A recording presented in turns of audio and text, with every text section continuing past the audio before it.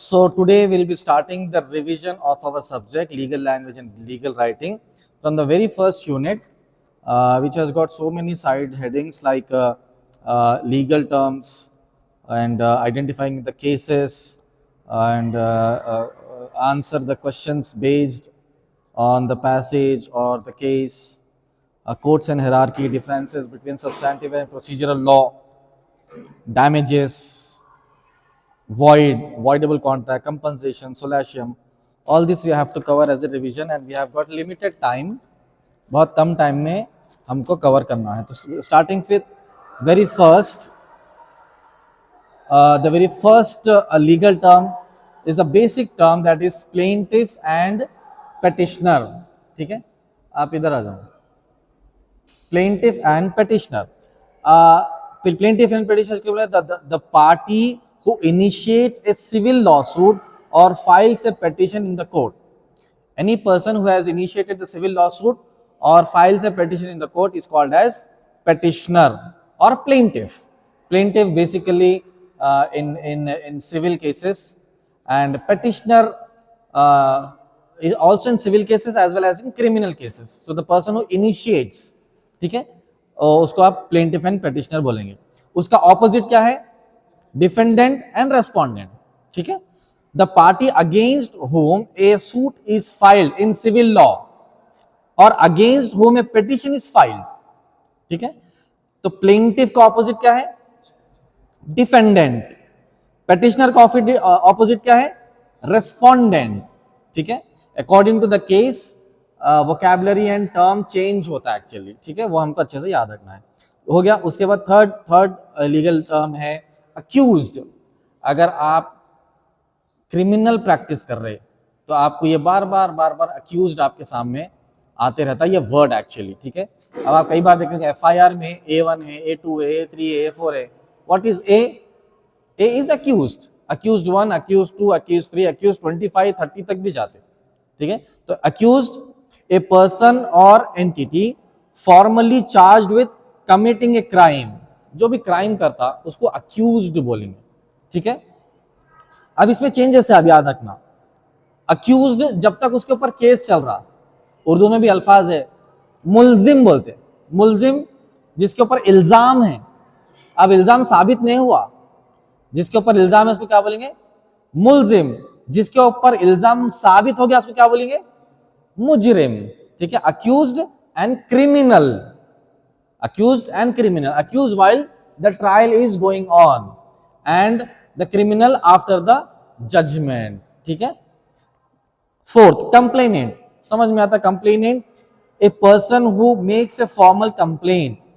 जो भी अगर आप पुलिस स्टेशन जाके अगर कोई कंप्लेन कर रहे तो you are a complainant. Example, if someone is going and filing domestic violence against the husband and in-laws, so the woman who is filing the case is called as complainant. In the same thing, if anything happens to you, if someone has done anything wrong to you, आप जाके police station में complain करें तो you are a complainant. ठीक है. उसके बाद appellant, a party who files an appeal to a higher court to challenge a lower court's decision. Lower court में डिसीजन आ गया, आप उसमें मुतमईन नहीं है, आप हायर कोर्ट को जाकर अपील कर रहे, तो आप प्लेंटिफ पेटिशनर से क्या बन जाते? एपेलेंट बन जाते, क्योंकि एपेलेट कोर्ट को आपने अर्जी दाखिल की है, तो एपेलेंट बोलेंगे.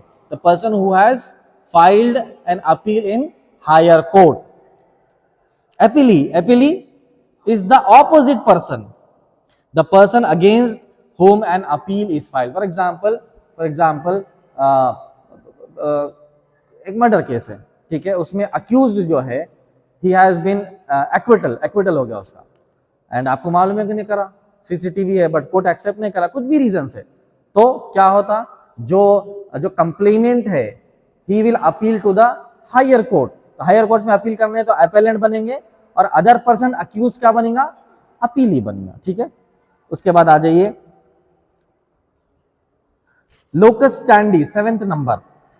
द राइट और capacity of a party to bring a legal action और appear in court. Locus standi का माना क्या है? राइट माना हक जिसे बोलते हैं, दैट्स माय राइट बोलते हैं. द राइट और कैपेसिटी ऑफ ए पार्टी, एक पार्टी का राइट और कैपेसिटी है to bring a legal action और अपियर इन कोर्ट, कोई एक लीगल एक्शन लेना और साथ ही साथ कोर्ट में अपियर होना, that is the right of a party. Other party को भी बुला सकते हैं एंड खुद भी प्रेजेंट होना कोर्ट में, that is locus standi. 8th one is very very common if you are practising civil और क्रिमिनल, आइदर, दोनों में भी। Jurisdiction, jurisdiction, the legal authority of a court to hear and decide a particular type of case or exercise control over a particular geographical area। जैसे ही आप jurisdiction बोलते हैं, आपको मालूम है ना, jurisdiction means geographical area। कोई भी पुलिस स्टेशन में आप जाओ, वहां पर उनका jurisdiction का मैप रहता, यानी ये पुलिस स्टेशन कहां कहां तक कवर करता। अगर वो एरिया से बाहर का कोई कंप्लेनेंट पुलिस स्टेशन का है तो क्या बोलते हैं, भाई आपका जुरिसडिक्शन ये नहीं है, आपके जुरिसडिक्शन का पुलिस स्टेशन दूसरा है, वहां जाके आप कंप्लेन करिए। तो jurisdiction is basically geographical area and court also take the cognizance of the case which comes under the geographical area of the particular court. ठीक है। लिटिगेशन, यूजुअली हम जो है लिटिगेशन बोलते हैं, कई बार सुनेंगे लिटिगेशन हो गया बोलते, लिटिगेशन नहीं है, लिटिगेशन है वो जी से। ठीक है, litigation, the process of taking legal action that is suing someone in court। litigation माने किसी के ऊपर लीगल एक्शन ले रहे आप, तो that is called as litigation। Usually हम क्या बोलते हैं, कोई प्रॉब्लम हो गया तो लिटिगेशन बोलते हैं हम, तो लिटिगेशन प्रॉब्लम हुआ तो नहीं है, उसका सोल्यूशन को लिटिगेशन बोलते हैं। ठीक है, तो ये बात हमको समझना है। तो litigation is the process of taking a legal action against someone against who has harmed you और who has violated the rights. आपके कोई राइट्स इसको वायलेट करा तो उसके खिलाफ आप केस कर रहे, तो आप बोलेंगे litigation. Pleading, 10th, formal written statements by the party setting out their claims and defences. Example, plaint और written statement, that is pleading is something, formal written statement by party setting out their claims and defences. आप जो है written statements जो है court में दाखिल करते, उसके कई सारे सीआरपीसी है, सेक्शन सीआरपीसी 161 स्टेटमेंट्स भी बोलते कभी कभी। तो आप वो प्लीडिंग कर रहे कोर्ट को कि आपके क्लेम्स क्या है और आपके डिफेंसेस क्या है। वो कब होता, सामने वाला जब आपके ऊपर एलिगेशन डाल रहा, तो आप क्या करते, एक रिटन स्टेटमेंट देते कि आपके क्लेम्स क्या है और एलिगेशन के डिफेंसेस क्या है। समझ आए बात, तो that is called as pleading. ठीक है। 10th, adjournment, adjournment, a postponement or suspension of court proceeding to a later date। adjournment का माना क्या है, कोर्ट काम नहीं कर रहा, कोर्ट काम नहीं कर रहा, नेक्स्ट डेट देते, तो दैट इज कोर्ट एडजॉर्नमेंट का माना, कोर्ट काम नहीं कर रहा, बस the bench is not working, yes rest पे है, एडजॉर्न, अरे कोर्ट एडजॉर्न है क्या माना, court is not working, adjournment याद रख लेना। ठीक है। Writ, a formal written order issued by a superior court, that is high court or supreme court, to a lower court or a public authority। अब इसमें क्या है, एक रिटन ऑर्डर रहता, कहां से रहता, हाई कोर्ट से रहता या सुप्रीम कोर्ट से रहता, किसको रहता वो, टू ए लोअर कोर्ट और पब्लिक अथॉरिटी। लोअर कोर्ट को ऑर्डर देते, कौन देते, हाई कोर्ट या सुप्रीम कोर्ट लोअर कोर्ट को ऑर्डर देते, या पब्लिक अथॉरिटी का माना, पब्लिक अथॉरिटी कौन होते हैं, करेक्ट, गवर्नमेंट, जैसा जीएचएमसी बोलेंगे तो पब्लिक अथॉरिटी है, तो उनको हाई कोर्ट और सुप्रीम कोर्ट से ऑर्डर आता, that is called as writ. A formal written order issued by a superior court to a lower court और पब्लिक अथॉरिटी। मिसाल के तौर पर कई सारी चीजें हो सकती है रिट में, जो है कभी एक सिटीजन कंप्लेन करते, हमारे सोसाइटी में लाइटिंग नहीं है, स्ट्रीट लाइट्स नहीं है, या गार्डन नहीं है, या रोड्स नहीं है, आप रिट पिटीशन फाइल करें, तो हाई कोर्ट क्या करता है, जीएचएमसी को डायरेक्शन देता, एक कंप्लेन आया इस सोसाइटी में, इसका रेस्पॉन्ड करो, तो अब गवर्नमेंट प्लीडर रहते हैं, रेस्पॉन्ड भी करते या फिर उसके ऊपर एक्शन भी लेते और उसको करेक्शन करते, that is called as writ. Summons, summons क्या है, a legal document issued by a court requiring a person to appear in court और डिलीवर ए डॉक्यूमेंट। समन्स का माना ये है बुलावा, आपके खिलाफ कोई केस आया है, आपको समन्स आए, कोर्ट को पेश करिए, कोर्ट में हाजिर हो जाए, हाजिरी जिसे बोलते हैं, ट्रायल डेट पे जो डेट पे जाते हैं ना, that is called as summons. Summons के छोटे, बिल्कुल छोटे से पेपर से थे, पुलिस वाले लाके देते हो, कभी कभी व्हाट्सएप पे भी भेजते, मगर कभी व्हाट्सएप से एक्सेप्ट कर रहे नहीं कर रहे, जो बेंच व्हाट्सएप से एक्सेप्ट कर रहे व्हाट्सएप पे भेजते, जो बेंच व्हाट्सएप से एक्सेप्ट नहीं कर रहे तो क्या करते, पुलिस वाले लाके बाज़ाब्ता देते, फोन करके भी बुलाते, तो वो डेट पे फिर कोर्ट में हाजिरी दे देना, those are called as summons, ठीक है। हाँ, यस, नोटिस, देखो लीगल लैंग्वेज पढ़े अपन, ठीक है। Legal language is something which is one degree ahead of normal English, ठीक है। Notice is something different. Notice में क्या रहता, notice is send by an advocate basically, ठीक है। Notice is send by an advocate, summons is send by court, उसमें magistrate की sign रहती, मजिस्ट्रेट साइन करके बोलते हैं भाई तुम्हारे खिलाफ एक कंप्लेन आई, नाउ कम, आप जाना, फिर आप डिफेंस लॉयर रखना, फिर आपका केस चलता। तो समन्स के छोटे छोटे चिट्ठियां आते हो, बुलावा बोलते हैं उसको, ठीक है। चलिए, उसके बाद क्या है, सबपोइना, a court order requiring a witness to appear in court to give testimony or produce document। अब ये this is also kind of summon, जिसमें कोर्ट जो है क्या करते, विटनेस रहते, उनको बुलाते, आप विटनेस दिए थे ना, आप आओ और अब कोर्ट के सामने विटनेस प्रोड्यूस करो या फिर गवाही दो या स्टेटमेंट रिकॉर्ड कराओ, तो उसको कोर्ट भी ऑर्डर देके बुलाते। विटनेसेस इसलिए बहुत इंपॉर्टेंट, कभी भी बोलते ना विटनेसेस और एविडेंसेस में नहीं जाना, जितना अक्यूज्ड सफर करता उतने विटनेस और एविडेंसेस भी सफर करते, और कंप्लेनेंट भी सफर करता। ऐसा नहीं कि मैं कंप्लेन डाल घर में बैठ जाऊं, नहीं, कंप्लेनेंट भी अगर कंप्लेन कर अगर उन्हें नहीं आ रहा कोर्ट को, तो उसके खिलाफ भी नॉन अवेलेबल वारंट इश्यू होता। यस, परसों में एक ऐसी केस था, कंप्लेनेंट कंप्लेन कर दिया, आ रहे नहीं, तो जज मैडम क्या करे, कंप्लेनेंट के खिलाफ नॉन अवेलेबल इश्यू करे, तो कंप्लेनेंट के खिलाफ नॉन अवेलेबल इश्यू करे, तो फिर उसको रिकॉल करा के वो करके ये करके फिर दूसरा लंबा कहानी करे, तो कंप्लेन करके जाके सो जाना नहीं रहता, 150 बराबर आना रहता, ठीक है। Bail is something very common that we hear, that is temporary release of an accused person awaiting trial, usually conditioned on a security payment to ensure future appearances. Bail is something, कोई crime हुआ, police वाले आपको judicial custody में डाले, ठीक है, judicial custody में से वापस आपको बाहर निकालने को बेल बोलते हैं, that is called as temporary release, and वो ट्रायल चले तक आप कोर्ट में अपीयर होना। अब ट्रायल में आप एक्विटल होते या कन्विक्शन होते, that is up to the trial and the advocate, but जब तक आप बाहर निकल सकते, that is called as temporary release, temporary release, ठीक है। Next, constitution. Constitution is something in a very basic language we call as, constitution means law, कानून को constitution बोलते हैं, इतना अच्छा से याद रख लेना, ठीक है। The fundamental law of a country that establishes the framework of government and defines the rights and duties of its citizens. Very basic meaning. The fundamental law of a country that establishes the framework of the government, government कैसा चलना, government कैसी रहना, and पूरा का पूरा country कैसा run करना, it is in the constitution. अब आर्टिकल्स में कई सारे ग्रुप में भी भेज रहा हूँ ना कि आर्टिकल्स है, उसमें डायरेक्टिव प्रिंसिपल्स है, फंडामेंटल राइट्स है, पार्लियामेंट कैसे चलना, प्राइम मिनिस्टर का पोस्ट क्या है, प्रेसिडेंट का पोस्ट क्या है, एमपीज मेंबर ऑफ पार्लियामेंट का पोस्ट क्या है, एमएलए का पोस्ट क्या है, everything is written in the constitution. तो it is a framework of the government and defines the rights and duties of a citizen. Rights भी है, ड्यूटीज भी है, फंडामेंटल एंड डायरेक्टिव प्रिंसिपल्स भी है कॉन्स्टिट्यूशन के अंदर। Constitution is basically law of the land is called as constitution, ठीक है।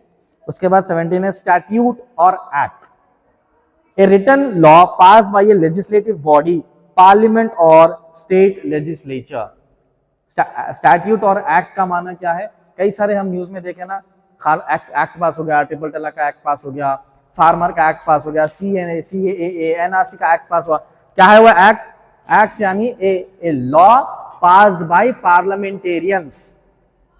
हम मेंबर ऑफ पार्लियामेंट बोलते हैं, इनका मतलब क्या है, he is the person who can make law, who can make law और डिक्रिमिनलाइज। एक लॉ को लॉ से हटा भी सकते, उसके पोजीशन को डिक्रिमिनलाइज भी कर सकते, बना भी सकते, बिगाड़ भी सकते, ठीक है। मगर वो पार्लियामेंट में वोट्स होते, majority of the votes should be on such subject, then it will be passed to the speaker of the parliament, and then it has to be passed by the president of the country, then it becomes the law, ठीक है। yes same thing, जैसा statute बोलते state assembly में भी होता, जैसा 3 दिन पहले कर्नाटक का government has passed a statute by saying that hate speeches will be dealt very strictly and 7 years of jail. उसके बाद 2 दिन जिस दिन कर्नाटका गवर्नमेंट अनाउंस करे उसके दूसरे दिन तेलंगाना के सीएम अनाउंस कर रहे थे same law will be pass in the Telangana assembly. अभी 2 दिन पहले बोले जरा सबर करो, 3-4 महीने होते हैं. It will take time actually. उसका पूरा ड्राफ्ट प्रिपेयर करना and it should be voted in the assembly, then it should be accepted. It's a long process basically. या it's a long process. So ऐसे कानून जो है state law also can define and initiate. ठीक है. उसके बाद ordinance. Ordinance is also kind of the same thing. A law promulgated by the president or governor when the legislature is not in session, it has the same force as an act. एक ऐसा time जिसमें कोई कानून नाफिज करना है, अब parliament session में नहीं है, ये पूरा प्रोसेस करने के लिए टाइम नहीं है, वोट डालो, ऐसा करो, इट्स नॉट टाइम नहीं होते कास्ते. तो क्या होता, कौन कर सकते, president can pass an ordinance और ए लॉ. ठीक है, that is called as ordinance and it has the same value and same effect as an act. Act के हिसाब से ही रहता हो. Yes, sir. It will be recommended. Definitely, it will be recommended by the cabinet as well as it will be in the knowledge of the members of the parliament also. ठीक है. क्या बोला? Yes. Home ministry करते हैं सब काम आप पूरे. ठीक है. होम मिनिस्ट्री से आता पूरे ये सब चीज़. ठीक है. रूल ऑफ लॉ, बेसिक चीज है. Rule of law, the principle that all people and institutions are subject to and accountable under the law. Rule of law का माना rule of law of the land. जहां जो country में आप रह रहे वो कंट्री के लॉ को क्या बोलेंगे, rule of law. And it accumulates individuals as well as the entities का माना institutions, companies. ठीक है. पार्टनरशिप, फर्म्स, ये सब रूल ऑफ लॉ के अंडर आते हैं. हर चीज का कानून बने हुआ है. जैसे कंपनी एक्ट है, कंपनी एक्ट 1956 में कंपनी एक्ट बने हुआ है. अगर कंपनीज में कुछ प्रॉब्लम करे तो कंपनी एक्ट के हिसाब से जो है कानून चलेगा, तो वो रूल ऑफ लॉ है वो. ठीक है. नेक्स्ट, प्रेसिडेंट का माना, यस, प्रेसिडेंट का माना before. A legal case or decision that serves as an authoritative rule or guide for future cases involving similar facts or issues. Stare decisis भी बोलते हैं इसको. Stare decisis. प्रेसिडेंट का माना ये है कि आप प्रीवियस केसेस को रिफर कर सकते हैं आपके केस में. प्रीवियस केसेस को आप रिफर कर सकते आपके केस में बेस्ड ऑन द फैक्ट्स. पुराना कोई केस है तो आपके पास भी सेम केस आया तो आप रेफरेंस दे सकते. उसको साइटेशन बोलते हैं. एक्चुअली रेफरेंस को साइटेशन बोलते हैं. प्रेसिडेंट का माना क्या है, आप नॉलेज हासिल करना. ठीक है. कोर्ट में साइटेशन पेश करते. प्रेसिडेंट का माना यह है कि आप ऑफिस में बैठ के रेफरेंस लेते. ठीक है. तो उसमें क्या बताएगा, इलीगल केस और decision that serves as an authoritative rule और गाइड फॉर फ्यूचर केसेस. ये आपको समझना है. For example same to same cases है तो आप कोर्ट को बोल सकते हैं your lordship the same case. अब फॉर एग्जांपल कोई नाम लो, Ajay versus state of Rajasthan, the same case था, हमारे पास भी सेम केस है, तो वो जो जजमेंट आया वो हिसाब से आप जजमेंट पास करिए, बल्कि आप रिक्वेस्ट कर सकते हैं. तो that is called as precedent. चलिए नेक्स्ट, रेशियो डेसिडेंडी. ठीक है. द प्रिंसिपल और rule of law on which a court's decision is founded, the binding part of a judgment. जो भी कोर्ट का जजमेंट रहता, on what basis that judgment is given. समझ आ रही बात. जो भी कोर्ट का जजमेंट रहता, on what basis the judgment is given, what is that legal point, वो पॉइंट को बोलेंगे आप रेशियो डेसिडेंडी. द प्रिंसिपल और rule of law on which court decision is found. एक जजमेंट आया, on what legal basis this judgment is given, उसको बोलेंगे ratio decidendi. अच्छे से याद करना. ठीक है. Obiter dicta 22nd. Statements made by a जज that are not essential to the decision of the case, they are persuasive but not binding. ठीक है. एक स्टेटमेंट्स रहते. कभी क्या होता है, जजमेंट्स देने के टाइम पे जजेस क्या करते, कुछ स्टेटमेंट्स पास करते, मगर वो ऑफिशियल बाइंडिंग में नहीं रहता. जैसा मिसाल के तौर पर सिर्फ थोड़े इंस्ट्रक्शंस रहते या एडवाइजेस रहते, एडवाइजेस रहता है द टाइम ऑफ जजमेंट, वो आप जजमेंट में लिखने में नहीं आता, समझ में आई बात। तो the statements made by a जज that are not essential to the decision of the case, case का डिसीजन लेने में उसका एसेंशियलिटी नहीं है, इंपॉर्टेंस नहीं है, बट एज एन एडवाइस जज पास करते, ठीक है, तो उसको आप बोलेंगे ऑबिटर डिक्टा। उसके बाद है, ये बहुत इंपॉर्टेंट है, नेक्स्ट दो जो आ रहे, सब्सटैंटिव लॉ। सब्सटैंटिव लॉ क्या है?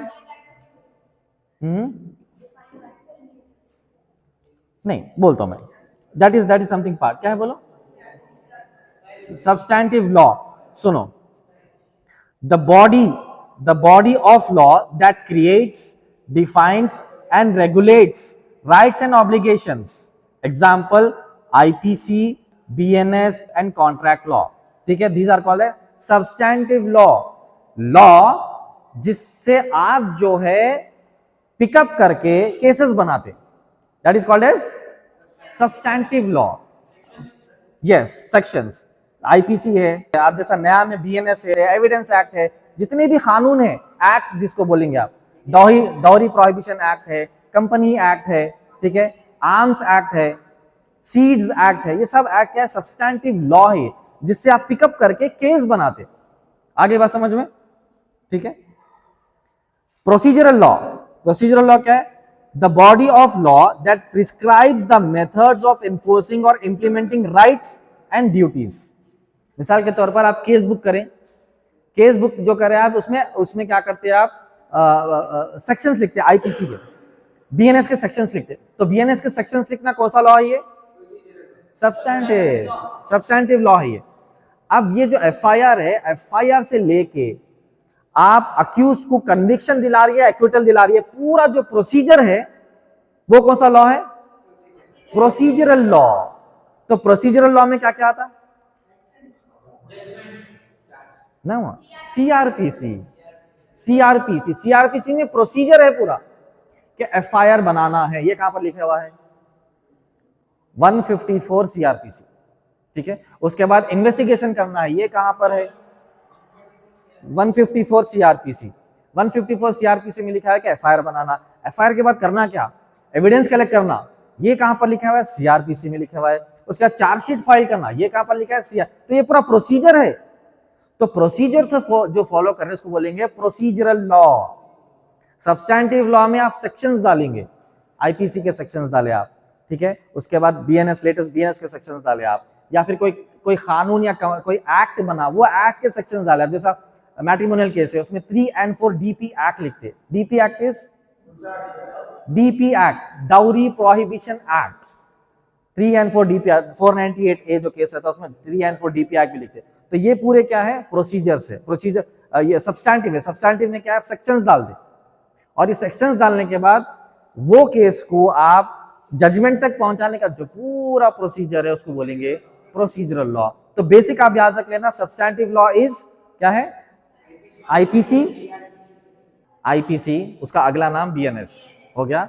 ये क्या है? आपका सब्सटैंटिव लॉ है, जिसमें सेक्शंस डाल रहे और एक्ट्स, जितने भी एक्ट्स बने, ठीक है। उसके बाद आप प्रोसीजर में आ जाओ। प्रोसीजर में क्या है? सीआरपीसी है, बीएनएसएस है, बीएनएसएस उसका दूसरा नाम बीएनएसएस है, सीआरपीसी का दूसरा नाम बीएनएसएस है। तो ये पूरा प्रोसीजर है। और दूसरा सिविल केस में क्या आता? सीपीसी। बस ये पूरे प्रोसीजर है। सीपीसी बहुत बड़ा मैटर है, बहुत बड़ा सब्जेक्ट है वो।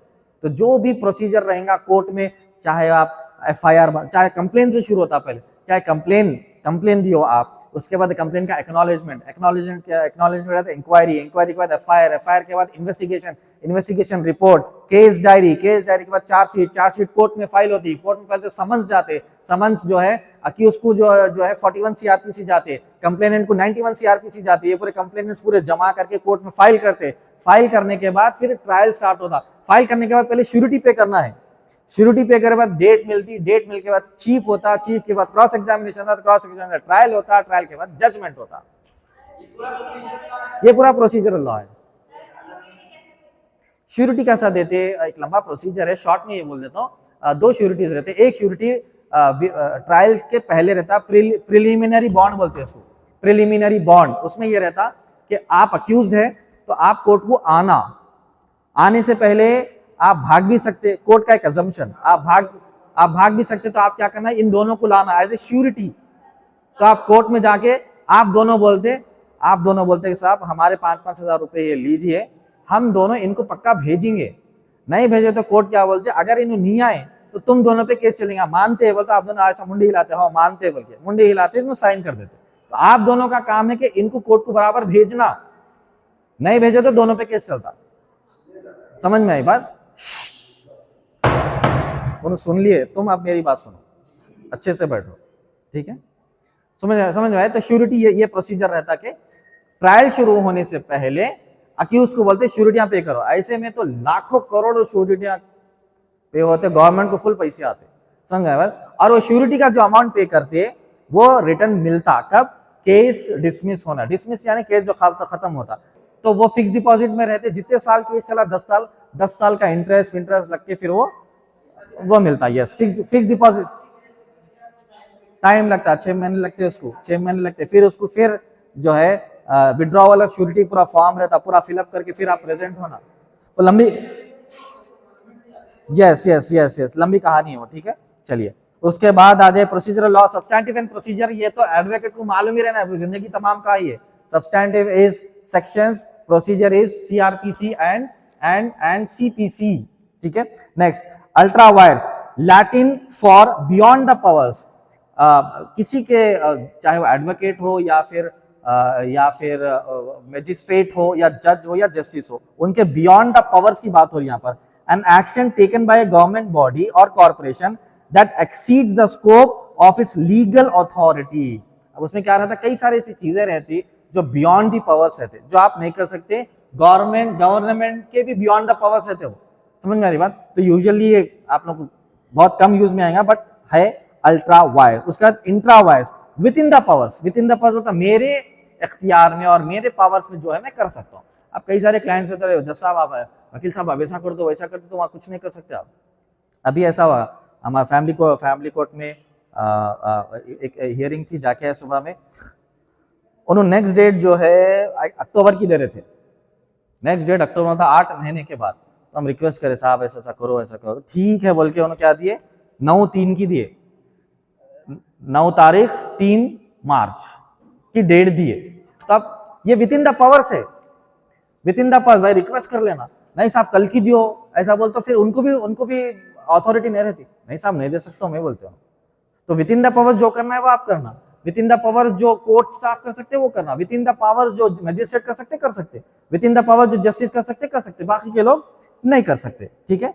उसके बाद आ जाइए, उसका welfare state, a concept where the state plays a crucial role in protecting and promotion of the economic and social being of its citizens, ठीक है? वेलफेयर स्टेट का माना क्या है? Concept where the state plays a crucial role in the protection and promotion of economic and social well-being of the citizens. Social state में कई बार क्या होता है, स्टेट गवर्नमेंट और कोर्ट्स भी क्या करते, सोशल एक्टिविटीज करते, अवेयरनेस करते। कल में डाला ना मेरा जो सर्वे है वो है, ये पूरे सोशल एक्टिविटीज है पूरे, वो अवेयरनेस प्रोग्राम्स है from the government, from the police department and from the court से भी अवेयरनेस प्रोग्राम्स होते पूरे। यस, हेल्थ कैंप होते, उसमें अवेयरनेस भी रहता, फिर अवेयरनेस भी करते पूरा कि भाई क्राइम नहीं करना, ड्रग्स अवेयरनेस होता, पुलिस से होता ड्रग्स अवेयरनेस। तो ये अवेयरनेस करना ये गवर्नमेंट का खास तौर से काम है, ठीक है? उसके बाद आ जाइए आप रेस जुडिकाटा। रेस जुडिकाटा क्या है? Latin word for a matter judged, मतलब एक मैटर है, उसका जजमेंट पास हो गया ना, फाइनलाइजेशन पे चले गया ऑलरेडी। ए डॉक्ट्रिन का माना क्या है? डॉक्ट्रिन मींस लॉ, रूल और लॉ को डॉक्ट्रिन बोलते हैं, डॉक्ट्रिन, ठीक है? A doctrine preventing the same parties from relitigating a matter that has already been judicially decided। मिसाल के तौर पर दो पड़ोसी है भाई, उन्हें घर बनाते बनाते क्या करे, 2-3 खत्म बाजू वाले के पास घुस गए। होता है ऐसा, बहुत होता। ईंट जहां रखना रहता ना, अब आपका यहाँ खत्म है समझो आपका प्लॉट, तो कभी कभी क्या करते, खत्म प्लॉट के बाद ईंट रखते। जब प्लॉट ये लाइन है, ये 2 प्लॉट्स है, तो ये आपका खत्म हो रहा, तो उन्होंने ईंट ये लाइन के अंदर रखने का, ये लाइन के अंदर रखते हो, बाजू वाले के पास रखते। ऐसा बहुत होता है, एंक्रोचमेंट इसी को बोलते। तो बाजू वाला बेचारा प्लॉट उन्हें किधर की रहता, उन्हें उसको मालूम ही नहीं है। जब आके देखता, अरे मेरी तो फेसिंग 30 थी, वो जाके 27 हो जाती, तो 3 फीट इन्हें घुस जाते अंदर, उनकी पूरी दीवार पूरी अंदर रहती। ईंट लगाते ऐसी खड़ी भी नहीं लगाते, आड़ी लगाते, मोटी ईंट, पूरा घुस जाने के बाद 2 फीट छोड़ने का अंदर घुस जाते। एनीवेज, तो बहरहाल क्या हुआ, ये अगर केस है समझो, कोर्ट ने गया, डिसाइड हो गया, जिसको जो मिलना था मिल गया समझो मानो में। अब सेम चीज क्या है, फिर कोर्ट को अप्रोच नहीं कर सकते आप। एक चीज ऑलरेडी डिसाइड हो गई खत्म, कोर्ट के पास भी टाइम नहीं रहता इतना, एक मैटर को बार बार करने के वास्ते मैटर टाइम नहीं रहता। अगर जजमेंट से आप मुतमईन नहीं है तो you can approach the high court, higher authority, appellate court बोलते हैं, एपेलेट कोर्ट को आप अपील कर सकते हैं, मगर वही कोर्ट में बार बार जजमेंट्स आप या अपील नहीं कर सकते। ठीक है, उसके बाद आ जाए वेरी इंपॉर्टेंट PIL, ये पिल बोलते हैं, पब्लिक इंटरेस्ट लिटिगेशन। इसके एक्सपर्ट लॉयर्स थे, इसके एक्सपर्ट लॉयर्स थे। PIL आप फाइल कर सकते हैं only in high court and supreme court. PIL के एक्सपर्ट एडवोकेट्स थे। ए मैकेनिज्म इन इंडिया, अच्छे से सुनो, a mechanism in Indian law where the public और a social action group can approach the court to protect public interest. सुने कोई भी, सब बातों में थे, उन्होंने भाग जाना चाह रहे, पकड़ के बिठा रहे, टहल रहे, सुनो अच्छे से सुनो। वो सब मेरे को मालूम है, मुझी से ठहर, नाराज करे तुम बीवी है, अच्छे से कतर देते। सुनो, पढ़ाते वक्त तो मजाक नहीं, बाहर करेंगे, मेरे को जल्दी कंप्लीट करना है, इसलिए फास्ट भाग रहा हूँ। 3 महीने में जो बनाए, 3 महीने में जो पढ़ाए वो 15 दिन में पढ़ाना है। मेरे हाथ से नहीं, आप लोगों के हाथ से चाहिए, नहीं तो मैं अनजा करते हंसी मजाक लेते बैठ जाता हूँ। समझ में आ रही बात? ये पूरा रिपीट करना है, रिवीजन करना है, टेस्टा है। कल पूरी बात हुई, कौन कौन थे, चल कल 4-5 जने थे जिससे पूरी बात हुई। प्री फाइनल्स अगर लिखते बोलते देता हूँ, प्रोजेक्ट्स भी देना है। आप यही क्लास के फिर भी देता हूँ मैं, तो प्री फाइनल्स भी रहते हैं, टेस्ट रहता है, एग्जाम रहता है, सब रहता है। अपने आप पे रहम करो, किसी पे मत करो, अपने खुद पे रहम करो कि पढ़ो लिखे तो ये बेसिक चीजें है ये काम आने के, नहीं तो चंदे के वकील बनते, फिर याद रख लो। हाँ बस उसके चीज बनते, नहीं उनको अच्छी नॉलेज है उनको। हाँ लेंगे, चलो ठीक है। सुनो, पब्लिक इंटरेस्ट लिटिगेशन सुनो, a mechanism in India where a public और a social group, public general public और ए सोशल ग्रुप यानी जो सोशल एक्टिविस्ट रहते, सुनो पहले सुनो, सोशल ग्रुप या individual people can approach the high court for the well being of the society, society को सुधार के लिए कोई भी जनरल पब्लिक या any social group can approach high court. For example कोई ऐसा केस है हैदराबाद में, या हैदराबाद की बात लेंगे भाई, ड्रग्स बहुत आजकल बहुत ज्यादा है।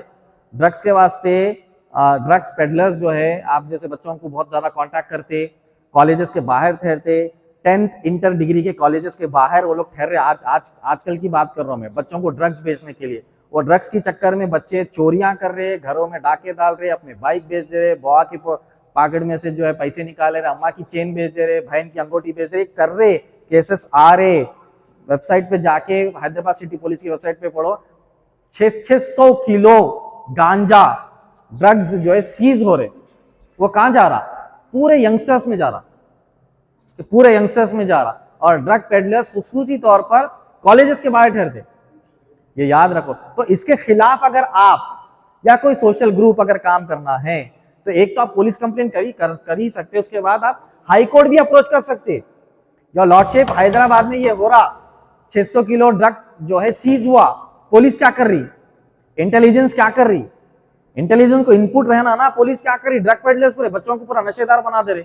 अगर ड्रग्स जो है ड्रग्स नहीं मिल रहे, कोकीन गांजा नहीं मिल रहे, तो बच्चे जो है सिगरेट, ये क्या है अपना पेट्रोल सूंघ रहे, ये व्हाइटनर सूंघते, समझ में, थिनर सूंघते, समझ आ रही बात? ये पूरे ड्रग्स के आइटम्स है।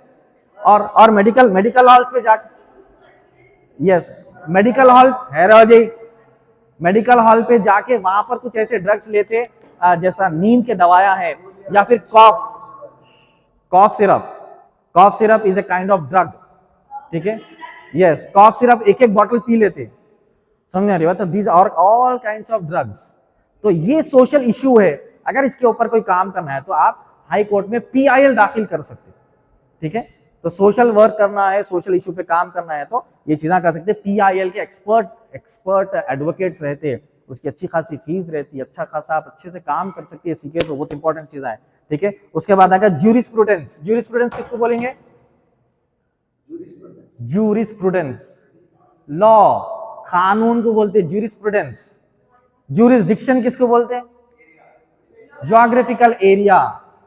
कोई भी पुलिस स्टेशन में जाओ आप, उनके पास चार्ट रहता कि भाई ये पुलिस स्टेशन एरिया को कितने एरिया को कवर करता, तो पूरा डायग्राम रहता उनके पास, भाई इतने एरिया को कवर करता पुलिस स्टेशन। उसके बाहर वाला अगर कोई आए तो उसको बोलते भाई ये आपका एरिया नहीं है, आप अपने एरिया के पुलिस स्टेशन में जाओ, अपने ज्यूरिसडिक्शन के पुलिस स्टेशन में जाओ, समझ आए बात? तो jurisdiction is geographical area, jurisprudence is law, कानून को बोलेंगे ज्यूरिस्प्रूडेंस।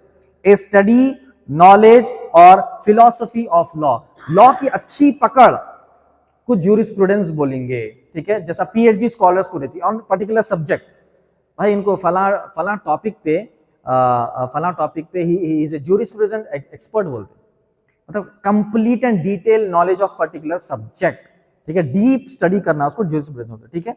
उसके बाद आ जाइए, नेक्स्ट इज अबेटमेंट। अबेटमेंट किसको बोलेंगे? करेक्ट, एंकरेजमेंट या इंस्टिगेशन।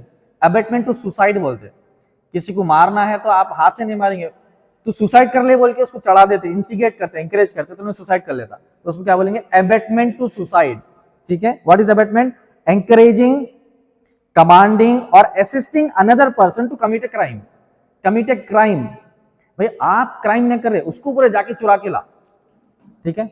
आप क्राइम नहीं कर रहे, आप किसी से करा रहे हैं, तो that is called as abetment, encourage. आप किसी को मर्डर नहीं कर रहे, उसको खुद बोल रहे, इसको इतना चढ़ा दे रहे, एंकरेज करे कि उन्हें जाके सुसाइड कर ले रहा, जो अबेटमेंट टू सुसाइड कराया उसको मिलती है अबेटमेंट। अबेटमेंट यानी एंकरेजिंग, अबेटमेंट टू क्राइम बोलते, किसी से क्राइम करवाना। पर वो पुलिस का इन्वेस्टिगेशन होता। अब आप बोलेंगे भाई अबेटमेंट करा तो कैसा मालूम होता? उसके कई सारे जरिए, जैसा मोबाइल फोन में मैसेजेस रहते, कॉल रिकॉर्डिंग्स रहते, उन्हें मरने से पहले किससे बात करा, किससे मिला, उसको किसका मैसेज आया, उन्हें किसको बात करा, ये पूरा हिस्ट्री निकालते। फिर इंक्वायरी होती, भाई उन्हें मरने से पहले तेरे को फोन करा, क्यों करा, समझ आई बात? क्या मैसेजेस है, मैसेज डिलीट भी करे तो पूरा व्हाट्सएप हिस्ट्री पूरी निकालते वापस वो लोग, हैक कर दे। अगर कोई समझ रहा कि व्हाट्सएप हिस्ट्री नहीं निकलती, ऐसा नहीं, व्हाट्सएप हिस्ट्री पूरी डिलीट करने के बाद भी वापस पूरी आती। मोबाइल में से जितने फोटोज डिलीट हो रहे वो भी पूरे वापस आते। एक इलेक्ट्रॉनिक फोटो अगर क्लिक हो गई तो अनलेस एंड अनटिल वो डिवाइस बर्न हुए तक उससे आप फोटो डिलीट नहीं कर सकते, ठीक है? 10 साल पुराने भी है, अगर फोटोज को हार्ड डिस्क या फोन में से निकालना तो that can be retrieved. Next, cognizable offence, police permission. Cognizable offence, ये तो बोल बोल के हिच करा दिया था मैं सबको, रात में भी उठ के कॉग्निजेबल ऑफेंस। कॉग्निजेबल ऑफेंस इतने बार बोला कि नींदों में बोलना शुरू कर दिए थे पूरे। हाँ, नींद में भी आ रहा था, नहीं कॉग्निजेबल, ख्वाबों में भी आता कॉग्निजेबल, उतना पढ़ा था, ठीक है? Cognizable offence is something called as a serious, अच्छा ठीक है, मेरे भाई सुनो जरा। A serious crime for which a police officer can arrest an accused person without a warrant, example murder, dacoit. हाँ बोलो, हेरो हिला बोलने दिए तो बोलूंगा। इधर पलटो माँ, वो तुम्हारा स्टेयरिंग उधर क्यों पलटी है? लगा नहीं ना, पाना फिरा दूं क्या? इधर इधर इधर।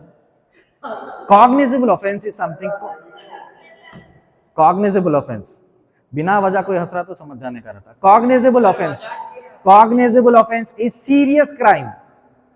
सीरियस क्राइम किसको बोले? जैसा अटेम्प्ट टू मर्डर है, that is also cognizable. Murder है, थेफ्ट है, डकैती है, ये सब चीजें जो है कॉग्निजेबल ऑफेंस में आते हैं। कॉग्निजेबल ऑफेंस का माना क्या है कि एक ऐसा क्राइम, सीरियस ऑफेंस एक ऐसा क्राइम जो पुलिस ऑफिसर विदाउट वारंट भी अरेस्ट कर सकता, ठीक है? उसको वारंट की जरूरत नहीं रहती, फौरन आके उन्हें अरेस्ट कर सकता। Cognizable offence is serious offence, अच्छे से याद कर लेना, ठीक है। हाँ ठीक है। Non cognizable offence, A less serious crime, A less serious crime,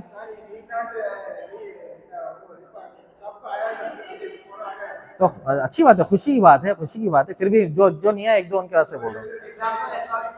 A less serious crime for which the police officer requires a warrant to arrest the accused, एक ऐसा क्राइम जिसमें पुलिस ऑफिसर को वारंट होना accused को arrest करने के लिए, accused को अरेस्ट करने के लिए वारंट होना। जैसे नॉन सीरियस क्राइम है, अब किसी को भैरिया मार दिए, किसी को पेट में घुसे मारे, किसी को धक्का दे दिए, किसी को गिरा दिए, किसी को गाली गलौज करे, ये छोटे छोटे क्राइम, इसको सीरियस नहीं लेते। अब एफआईआर बुक होता, एफआईआर बुक होने पे अगर इन्वेस्टिगेशन, पहले मेरी सुनो, दो जने एक साथ कैसा बात करो, और तुमने तो बात ही नहीं करना।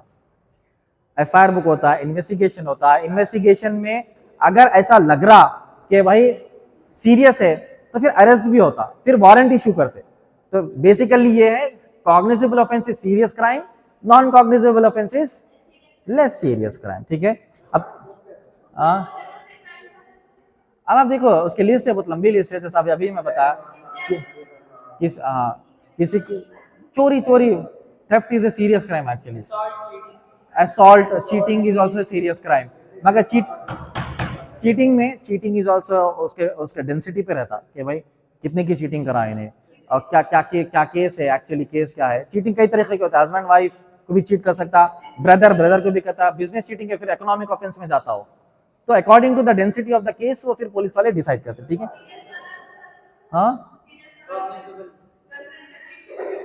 हाँ वो तो फिर आप जो है ना जाना विमेन्स विंग को जाना, विमेन्स विंग रहता। यस हाँ, कोर्टी वारंट देगा, कौन देता फिर, मैजिस्ट्रेट की सिग्नेचर रहती है उस पे, ठीक है। नेक्स्ट एफआईआर, तो बेसिक है, हाँ ठीक है। फर्स्ट इंफॉर्मेशन, एफआईआर का माना जैसे कंप्लेंट देता है जल्दी जल्दी एफआईआर बना देते, ठीक है।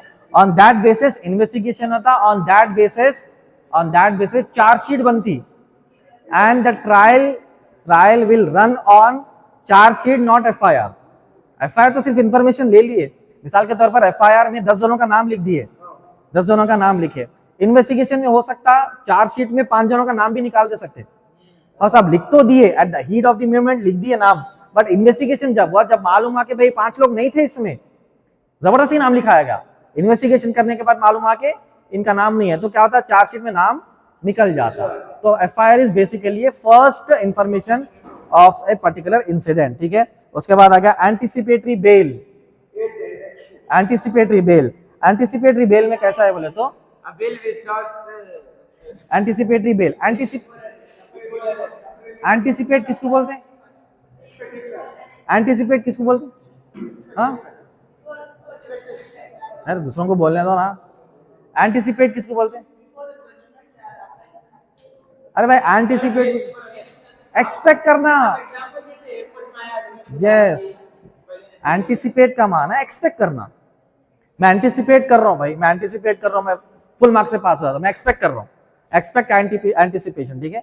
एंटीसिपेटरी बेल का माना क्या है कि छोड़ दो, एंटीसिपेटरी बेल मींस मैं एक्सपेक्ट कर रहा हूं कि पुलिस माइट अरेस्ट मी इन पर्टिकुलर केस, मुझे मालूम हुआ कि एक एफआईआर में मेरा नाम आया, तो पुलिस माइट अरेस्ट मी, तो पुलिस अरेस्ट करने से पहले हाई कोर्ट से एक ऑर्डर ला लेते कि भाई अरेस्ट से पहले बेल, ठीक है, अरेस्ट से पहले बेल का किस्सा, तो अरेस्ट ही नहीं हुए यहाँ पर, पुलिस वाले आए नहीं, उससे पहले बेल। अगर एंटीसिपेटरी ऑर्डर लेने के बाद पुलिस वाले आए समझो अरेस्ट करने, तो आप एंटीसिपेटरी बेल का ऑर्डर उनको बता सकते, तब वो आपको अरेस्ट नहीं कर सकते। एंटीसिपेट का माना है कि एक्सपेक्ट करना कि मैं अरेस्ट हो जा रहा हूं, तो उससे पहले जाके हाई कोर्ट से आप बेल लेके आते, that is called as anticipatory bail, ठीक है।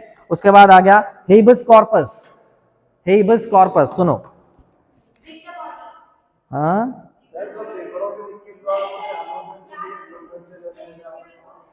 it is a Latin phrase for, ऐसी पढ़ा तो मैं डेली पूरा हूँ, इतने डिस्टर्बेंस में. It is a Latin phrase for you may have the body, a writ demanding that a person who has been detained be produced before the court to determine if the detention is legal or not. जो भी arrested person arrest होता उसको court के सामने लाते ये मालूम करने के लिए कि उसका अरेस्ट लीगल है या इलीगल है. क्योंकि कई बार पुलिस वाली जल्दबाजी में हीट ऑफ द मोमेंट में क्या करते किसको किसको की पकड़ के ला लेते, जो एफआईआर में है नहीं है, एविडेंस में है नहीं है. अब कोई क्राइम हो रहा, बाजू आप गाड़ी चलाते देखते भी गए समझो तो उसको पकड़ के ले देखा ना तू विटनेस है, तो जब तक 10 साल केस चला उन्हें आना फिर कोर्ट को. तो क्राइम हो रहा तो देखना भी नहीं, सीधा चले आना अपन, उन्हें देखते पकड़ लेते पुलिस वाले. नहीं देखे बोल तो बाद में कोर्ट में प्रोड्यूस करना हो. ठीक है. A writ demanding that a person who has been detain be produce before the court to determine if the detention is legal और नॉट. ये मालूम करने के लिए उस अक्यूज को कोर्ट में प्रोड्यूस करते. ठीक है. उसके बाद अब आ जाइए important culpable homicide. Culpable homicide already मैं पीडीएफ भेज दिया, बाद में अच्छे से लिख लो. ठीक है. Culpable homicide, this is serious crime basically causing death with the intention or knowledge of likelihood of causing death which is not murder. ठीक है. मर्डर नहीं है बट कैसा भी सामने वाले को मार रहे हैं. फॉर एग्जाम्पल पॉइजन है, या फिर आपको मालूम है आपका दोस्त है भाई, आपका दोस्त है अब इन्हें लंबी ड्राइव पे जाने वाला है, आप उसको मर्डर करना है तो आप ब्रेक फेल कर देना. मेंटल टॉर्चर भी आता, कई सारी चीजें. आप मेंटल टॉर्चर कर रहे हैं, आप फिजिकल टॉर्चर कर रहे हैं, उससे आप मर जा रहा समझो नहीं, तो कल्पेबल होमिसाइड बोलेंगे इसको. ठीक है. Culpable homicide which is not a murder but आपका इंटेंशन पूरा है उसको मारने के वास्ते. Your intention is perfect to kill but आप तरीके अलग तरीके से आजमाते. आप उसको डायरेक्ट जाके मारते नहीं, गाड़ी का ब्रेक खराब कर देते. तो हमने गाड़ी अच्छा चलाते चलाते ब्रेक ही नहीं आ रहा, एक्सीडेंट हुआ था तो मर गया समझो, कुछ भी हो गया. तो that is actually not murder but still you have done that, the due process to kill attempt. ठीक है. उसके बाद आ जाइए 38 murder causing death with a specific higher degree of intention or knowledge as defined under section 302 of IPC and 103 of BNS. Murder का माना क्या है? causing death, किसी को डेथ देना with the perfect intention to cause death. कभी कभी क्या हो जाता, आपकी गलती से कोई मर गया समझो, तो that is sometimes not considered as murder. मेरा इंटेंशन नहीं था उसको मारने के वास्ते. देखो 2 जने गाड़ी पे जा रहे, अब इन्हें 2 दोस्त गाड़ी पे जा रहे, दोस्त एक्सीडेंट कर दिया, अच्छा एक्सीडेंट कर दिया, बहुत बड़ा एक्सीडेंट कर दिया, इन्हें बच गया मगर पीछे वाला मर गया, तो क्या सामने वाला मर्डर करा? उसका इंटेंशन नहीं था ना, बट मरा तो सही उन्हें, समझ रहे आप बात को, उन्हें मरा तो सही बट इंटेंशन नहीं था. डिफेंस लॉयर ऐसे ही आर्ग्यू करते कोर्ट में, your lordship the intention was not there, तो मर्डर का चार्ज होता ही नहीं, वहां बोलता हूं फिर वहां पर. हाँ तो फिर वो फैक्ट्री में हार्मफुल गैसेस हो, फायर हो, ये हो, कुछ भी हो, उसका जो मैनेजर रहता है उसको पकड़ते. सुनो, अगर मर्डर का एग्जैक्ट डेफिनेशन पढ़ना है तो 300 आईपीसी पढ़ो. 300 आईपीसी में एग्जैक्ट मर्डर का पूरा डेफिनेशन है. मर्डर एग्जैक्ट किसको बोलते कि भाई अनजाने में हुआ तो बोलते, जानने में हुआ तो बोलते, गलती से भी हुआ तो बोलते क्या, या फिर परफेक्ट इंटेंशन रहना. मिसाल के तौर पर किसी का कोई मर्डर कर रहा तो उसको 10 बार स्टैबिंग करा, उन्हें 10 बार स्टैब करा. ठीक है.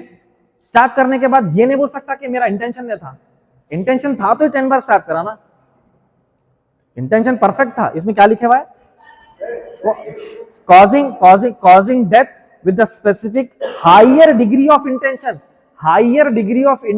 and higher degree of knowledge रहना आपको कि भाई मैं स्टैब करा तो मरना बराबर. यस. फायर में क्या हो सकता है, कभी कभी बोल सकते हुए गलती से फायर हो गया बोल सकते, मैं इधर मार रहा था उसको मार दिया तो नहीं मर गया. But stabbing is something very specific, higher degree of intention to kill. समझ आ रहा? तो उसमें कभी कभी अटेम्प्ट भी होता है. अटेम्प्ट टू मर्डर हमेशा याद रखो कि कभी चेस्ट पे मार रहे या फिर हेड पे मार रहे तो ही अटेम्प्ट होता, पैर पे मार रहे तो नहीं होता अटेम्प्ट टू मर्डर. ठीक है. सर पे मार दो, that will be considered as attempt to murder. ठीक है. जहां पर ऐसी जगह मार रहे जहां पर मारने से आदमी मरता, वहां पर अटेम्प्ट टू मर्डर होता. अब पैर पे मारे समझो तो मरता नहीं ना उन्हें, रगा कट करे तो फिर अटेम्प्ट टू मर्डर होता, कॉजिंग डेथ.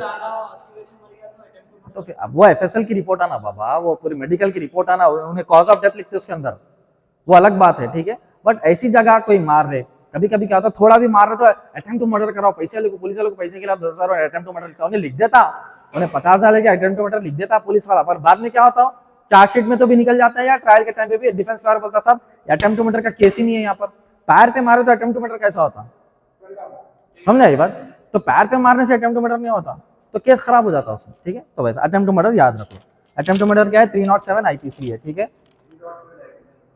चलिए और एक दो पढ़ लेंगे, हाँ ठीक है। एक्विटल, एक्विटल आसान है, जैसा मैं बताया, a judgment of a court that a criminal defendant is not guilty of a crime with which they were charge. मिसाल के तौर पर किसी के ऊपर चार्ज लगा के भी मर्डर करे, 302 किसी का मर्डर करे बोल के चार्ज लगा, 10 साल ट्रायल चला, उसके बाद उन्होंने बाइज्जत बरी हो गए, तो बाइज्जत बरी होने को क्या बोलते हैं, एक्विटल बोलते हैं, ठीक है। और एक चीज आप पूछूंगा जो मैं याद दिलाया था, सेकंड है एक्विटल हो गया, बाइज्जत बरी हो गए, नेक्स्ट है कन्विक्शन, यानी 10 साल ट्रायल चलने के बाद साबित हुआ इन्हों ही मर्डर करे, इनको जेल को पहुंचाओ, तो ये क्या हो गया, ये कन्विक्शन हुआ। ये दोनों वर्ड को कैसा याद रखना, सही बात, शाबाश। एसी, एसी तो आम वर्ड है, नाम सुने, एसी एसी बोलते हैं। ए से क्या है, सी से क्या है, कन्विक्शन। तो एक क्रिमिनल केस में जजमेंट आता तो दो चीजें होती, एक्विटल होता है, कन्विक्शन होता है, ठीक है। एक्विटल मतलब बाइज्जत बरी हुआ, कन्विक्शन मतलब उन्हें जेल को गया। तो याद है, क्रिमिनल एडवोकेट बनना है तो ये बेसिक चीजें, और ऐसे कई सारे टिप्स है जिससे बहुत टर्म्स याद है, 75 टर्म्स नहीं है, 7,500 टर्म्स है। जब आप प्रैक्टिस करेंगे आपको मालूम होगा कि कितने भारी लीगल टर्म्स है। तो क्रिमिनल केस में हमेशा याद रखो उसका इख्तिदाम कहां पर होता, जजमेंट में क्या होता, अरे जजमेंट में क्या होता रे, अब भी बोला ना, अरे एक्विटल होता है, दिमाग नहीं है जगह पे। जजमेंट में क्या होता, अब जब से पूछ रहा क्रिमिनल केस में जजमेंट में क्या होता, अभी पूछ रहा, क्रिमिनल केस में जजमेंट में क्या होता, एसी होता। ए क्या है, हाँ, सी क्या है, खत्म हो गई बात, आसानी से याद रख लेना, ठीक है। उसके बाद आ गया परजुरी भी याद दिलाया था, the offence of wilfully telling a lie, झूठ बोलना, झूठी गवाही, परजुरी स्टेटमेंट बोलते उसको, झूठी गवाहियां नहीं देना कोर्ट में जाके, वहां पूरा कसम खिलाते कि भाई अब आपका जो रिलीजन है वो हिसाब से बोलते हैं, आप खुदा पे विश्वास रखे, भरोसा रखे, उसको गवाह बना के सच बोल रहे ना, तो सच बोल रहा बोल के पूरा झूठ बोलता आधा घंटा होने, नहीं पहले रख रहे थे, अब वो कुछ भी ना रख रहे वो, ठीक है। सुन लो, the offence of wilfully telling a lie, ठीक है, और making false statement under oath in a judicial proceeding. जो विटनेस रहता, विटनेस ही देना है ना, ओथ, विटनेस का जब टाइम आता, विटनेस के जब स्टेटमेंट्स लेते in the trial, during the trial, तो उसको बुलाते हुए विटनेस, क्या भाई तुम देखे थे क्या इनको, और साहब इनको देखा था, फला, पूरी लंबी कहानी सुनाता उन्हें, वो टाइम पे उन्हें रहता भी नहीं, किधर रहता कि उसको जानते भी नहीं, उसको 2 दिन पहले पकड़ के लाके उसको पूरी स्टोरी सुना के बोलते तेरे को ऐसा पूरा बोलना है, तो हाँ साहब बोल लेता हूँ, बोलता तो खसम खाता, पूरे खसमा खा के बोलता, हाँ साहब मैं इनको देखा था, मैं जब वहाँ ठहरा था, जब रात थी, फला टाइम था, ये रोड पे इनको जाके इनको मारे, ऐसा पूरी स्टोरी सुना देता हूँ। तो परजुरी बोलते हैं उसको, झूठी गवाही, फॉल्स विटनेस बोलते हैं उसको, फॉल्स विटनेस, ठीक है। एलिबी, 1-2 खत्म करें, 35 हो जाते। Alibi, A defence based on the claim that the accused was elsewhere when the crime was committed. सुनिए, एलिबी क्या है, ए डिफेंस लॉयर करने का काम है, एलिबी कौन करेंगे, a defense based on the claim that the accused was elsewhere when the crime was committed। ऐसा डिफेंस करना, मिसाल के तौर पर पर्सन ए, मिस्टर ए है समझो, उन्हें अक्यूज्ड है, तो एलिबी डिफेंस लॉयर ये करना, साहब आप बोल रहे हैं कि इन्हें फला डेट पे फला टाइम में जाके मर्डर करा, और फला डेट और फला टाइम पे तो इन्हें दुबई में था, तो जो आदमी दुबई में था क्राइम कैसा कर सकता, समझ में आ रही बात। तो डिफेंस करना ये कि the accuse was not present at the crime site, जबरदस्ती पुलिस वाले जो है इसका नाम डाले, पुलिस और वकील की खूब चलती वहां पर, पुलिस वाले ऐसा घूरते, क्योंकि उन्हें एक साल जो है, एक साल मेहनत करके, उन्हें एविडेंसेस कलेक्ट करके, उन्हें इन्वेस्टिगेशन करके चार्जशीट लेके आता, वकील साहब बोलते पूरी झूठी है, बोलते वही था। अब वकील का काम वही झूठी बोलता है, अबेटमेंट हो गया ना, जरा सुनो, लास्ट दो है सुन लो। तो 1 साल 1.5 साल मैक्सिमम चार्जशीट का टाइम 30 डेज, 60 डेज या 90 डेज है। स्मॉल केसेस में, नॉन कॉग्निजेबल ऑफेंस में 30 डेज, उससे ज्यादा सीरियस क्राइम में 60 डेज, उससे ज्यादा कॉग्निजेबल ऑफेंसेस में 90 डेज में चार्जशीट फाइल करना है। पुलिस वाले इधर से उधर पूरा भाग के करके एविडेंसेस कलेक्ट करते, पूरे के पूरे जो है कॉल डाटा, रिकॉर्डिंग, विटनेसेस, ये वो पूरा कलेक्ट करके कोर्ट के सामने लाके रखते, साबित लो अब हम पूरे सबूता लाए, इसके ऊपर हम जो केस बुक करें ये अक्यूज के ऊपर, उन्हें क्रिमिनल है उसके ये सबूता है बोल के पेश करते कोर्ट के सामने, केस डायरी और चार्जशीट यस कॉपी मिलती। डिफेंस लॉयर ऐसा लेते, देखिए लॉर्डशिप पे पूरा झूठा है बोल देते। तो पुलिस वाले ऐसा घूरते, एक साल, कभी 2-2, 3-3 महीने मेहनत करके रहते वाले वकील झूठे, और झूठ बोलते साबित भी करते। यस वो काम करते, साबित भी करते, क्योंकि पुलिस वाले कभी क्या करते हैं मालूम, कभी विटनेसेस रहते, कभी एविडेंसेस रहते ना, बहुत कमजोर बना के लाते, तो डिफेंस लॉयर को मौका मिलता, इजी मिलता। अब कोई विटनेस है, अब उन्हें विटनेस स्टेटमेंट क्या समझो, जो स्टेटमेंट लिखा जज के सामने वही स्टेटमेंट बोलना उन्हें, अगर कुछ आगे पीछे कर दिया तो खत्म। जो चीफ एग्जामिनेशन, जो विटनेस का एग्जामिनेशन लेते, एग्जामिनेशन होते क्रॉस करना रहता डिफेंस लॉयर को। अच्छा आप बोले ना, वहां ठहरे थे बोल के, आप क्यों गए थे वहां पर, ये बोलो पहले। नहीं मैं कहीं को क्या लॉर्डशिप, इनको कोई वजह ही नहीं है तो वहां रहते क्यों, आप वहां ठहरे क्यों, ये बोलो क्राइम सीन पे, तो वहां से शुरू करते हैं। अच्छा आप ऐसा देखिए, उसके बाद क्या हुआ था, इससे पहले क्या हुआ था, आपको इतना कैसा याद है, टाइमिंग्स कैसा याद है, यस क्रॉस नहीं तो करेंगे ना, आपको टाइमिंग्स कैसा याद है, आपको चेहरे कैसा याद है, ये तो 10 साल पहले हुआ ना, ये तो 5 साल पहले हुआ ना।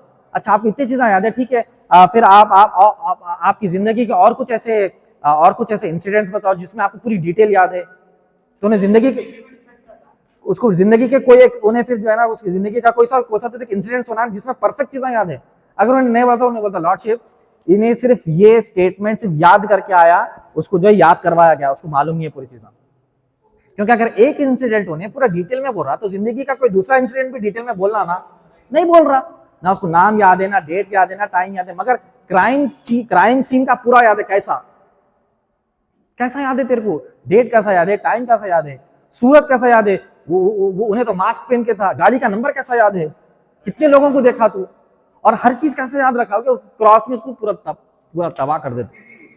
पीपी को नहीं, विटनेस को करते। तो ऐसे कई सारी चीजें आती है। बेसिकली अपन स्टेटमेंट पे बात करते, तो स्टेटमेंट कभी भी, खैर अपनी नौबत नहीं आना स्टेटमेंट्स देने की, बट जब भी देने की आई तो सच बोलना, सच रहना, नहीं तो फिर वहां पर बहुत प्रॉब्लम्स होते।